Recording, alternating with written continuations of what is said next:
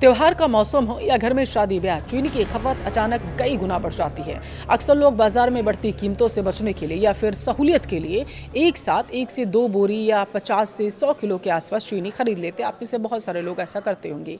लेकिन क्या आपने कभी सोचा कि इतनी बड़ी मात्रा में राशन जमा करना कहीं कानूनी जुर्म तो आप नहीं कर रहे हैं? क्या आपको ये गिरफ्तार करवा सकता है? क्या पुलिस या फूड इंस्पेक्टर आपके घर छापा मार सकते हैं अगर उन्हें पता चल जाए? क्या आपको इससे जेल हो सकती है, जुर्माना देना पड़ सकता है? आज की वीडियो में हम भारत की एसेंशियल कमोडिटीज़ एक्ट यानी आवश्यक वस्तु अधिनियम 1955 क्या कहता है, चीनी से जुड़े तमाम नियम क्या हैं, आसान भाषा में आपको समझाएंगे। वीडियो बेहद काम का है, जागरूक करने वाला है, इसलिए लास्ट तक ज़रूर देखिएगा। नमस्कार, आपके साथ मैं पल्लवी रविंद्र सिंह। सबसे पहले आपके मन का तो मैं डर दूर कर देती हूँ।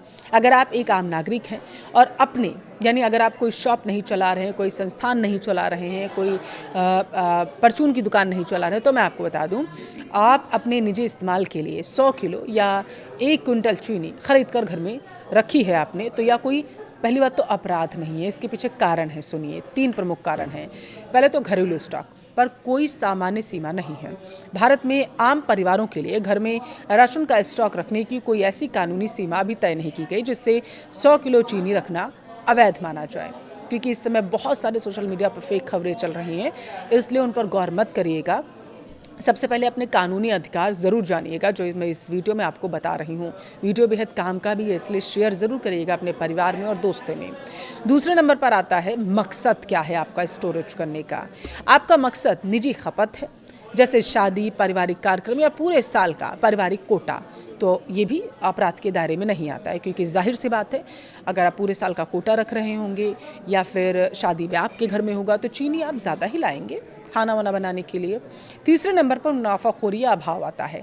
आप इसे बाजार में महंगे दामों पर दोबारा बेचने के लिए जमा तो नहीं कर रहे हैं, इसलिए 100 किलो चीनी घर पर रखने से ना तो कोई जुर्माना लगेगा और ना ही गिरफ्तारी होगी। तो फिर यह जमाखोरी का कानून बना किसके लिए है और यह कहाँ से आता है? इसके लिए हमें समझना होगा आवश्यक वस्तु अधिनियम, जो मैंने अभी आपको बताया 1955 यानी कि ECA 1955 कहता क्या है। यह कानून सरकार को अधिकार देता है कि जब देश में किसी ज़रूरी चीज़ जैसे कि चीनी, दाल, तेल कुछ भी हो गया, अगर किसी चीज़ की कमी होती है या कीमतें बहुत ज़्यादा भागती हैं, बढ़ती हैं, तो सरकार उनकी सप्लाई यानी डिस्ट्रीब्यूशन, स्टोरेज को कंट्रोल कर सकती है। सरकार ऐसा इसलिए करती है ताकि बाज़ार में बनावटी कमी ना पैदा हो सके, कालाबाजारी, मुनाफाखोरी रोकी जा सके, आम जनता को सही दाम पर ज़रूरी चीज़ें मिलती रहें।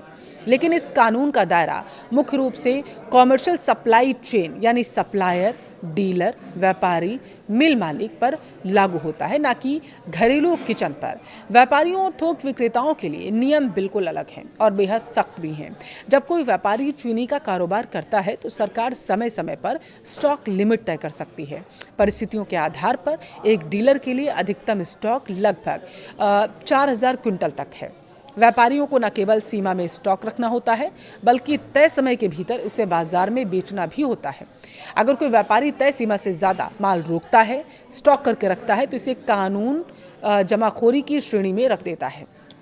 इसके तहत स्टॉक जब्त हो सकता है, लाइसेंस भी रद्द हो सकता है। आपने देखा होगा जहाँ पर भंडारण होता है, जैसे राशन की दुकानें हो गई, परचून की दुकानें हो गई, वहाँ पर समय समय पर जाँच भी होती रहती है कि आप पूरा राशन जो आया है लोगों तक पहुंच रहा है या नहीं, कहीं स्टॉक करके तो नहीं रखा जा रहा, ताकि इसे बाज़ार में ऊंचे दामों पर बाद में दूसरे बैकडोर से बेचा जा सके। जेल तक का सज़ा इसमें है, हो सकती है, आपको पता है। और अब आपको मैं बताऊंगी, उन लोगों की बातें करूंगी जो ना तो आम परिवार हैं, ना ही चीनी के डीलर हैं, जैसे मिठाई वाले हो गए, बेकरी, होटल हो गए, फूड प्रोसेसिंग कंपनियां होंगी। उन्हें कानून किस की भाषा में, बल्कि कंज्यूमर्स आखिर क्या कहता है? देखिए, कुछ नियम हैं, वो क्या कहते हैं आप जानिए। पहला तो हो गया 10 मीट्रिक टन का नियम। अगर कोई कॉमर्शियल यूनिट महीने में 10 मीट्रिक टन से ज़्यादा चीनी इस्तेमाल करती है तो वह मनमाना स्टॉक जमा करने नहीं रख सकती। दूसरा नियम है 15 दिन की खपत सीमा।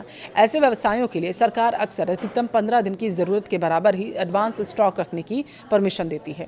इसका मकसद ये है कि बड़ी बड़ी कंपनियाँ बाज़ार की पूरी चीनी पहले से खरीद करना बैठ जाएँ, जिससे आम लोगों के लिए बाजार में कमी हो जाएगी।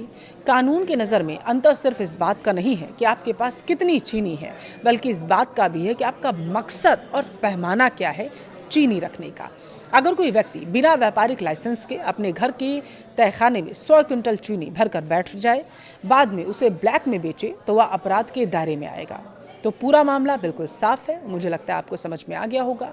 अगर आपके घर में शादी है, बड़ा फंक्शन है, आपने महीने या साल भर की बचत के लिए 100 किलो चीनी खरीद ली है, तो आपको किसी कानूनी कार्रवाई या पुलिस से डरने की बिल्कुल ज़रूरत नहीं है। बस एक बात का ध्यान रखिए, खरीदते समय पक्का बिल ज़रूर लें, ताकि स्रोत का लेकर कोई संशय ना रहे, ज़रूरत पड़ने पर आप उसे दिखा भी सकें।